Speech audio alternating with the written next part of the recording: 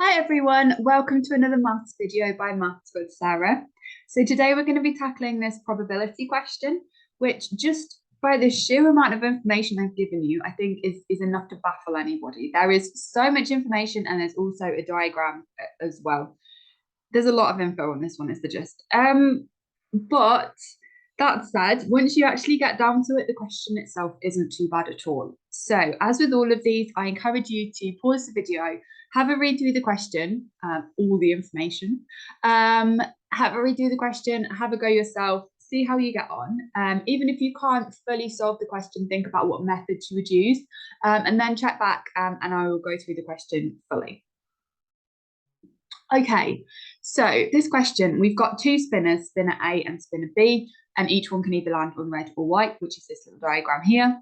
The probability of spinner A landing on red is 0.25, and the probability of spinner B landing on red is 0.6.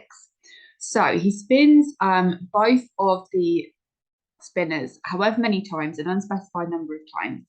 And the number of times that both spinners land on red is 24. So if we go down this branch where we've got red and then red, we know that the number for that is, we know the number of times that's happened is 24.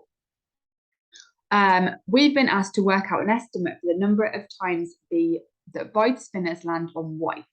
So if that's going down this branch where spinner A is lands on white and spinner B also lands on white. So this is the one that we are trying to work out. Okay, so how do we go about this then? So if we want to work out the probability that both spinners land on red, so if we put that in bracket, we'll have P. I'm just going to say that the first spinner is red and the second spinner is red. We are going to go down this branch and then this branch. So when we use these tree diagrams, we can multiply the probabilities to work out the overall probability for this end branch. So that would be 0.25 times by 0.6. And if we do that maths, we come out with 0.15. And we know that 0.15, a probability of 0.15 equates to 24 times that this has actually happened. So now we need to do exactly the same for the white side of the spinner. So the probability of the spinner landing on white and then white again is the same as 0.75 times by 0.4.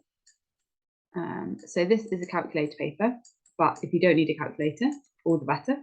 And the answer to this is 0.3. So we know that if there are 24, if the probability is 0.15, i.e. this red-red combination, then that happened 24 times. Now what you should notice here, hopefully, is that 0.3 is double 0.15. So working out the estimate for how many times the spinner would land on white and white should be fairly easy because we can just times this by 2. So if we do 24 times 2, then we get the answer to be 48. And this makes sense because this is double this. The probability is double, which means the number of times it's likely to happen is also double.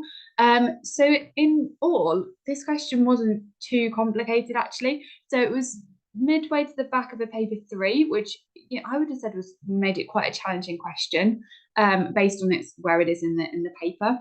But in actual fact, I think one of the bits that makes this most complicated is the sheer amount of information that they've given you. They have given you a lot of information, and it's also the fact that rather than working out probabilities straight, you're working out the probabilities and then using that to calculate an estimate for the number of times something has happened. So remember, all we're doing here is we're just using the ratio. So we know that this is double, so we can double this one as well.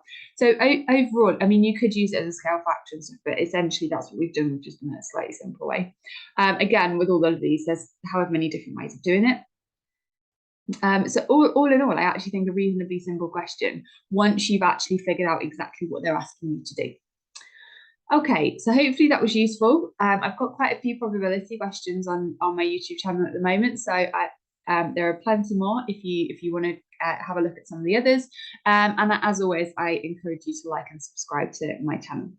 Thank you very much for watching.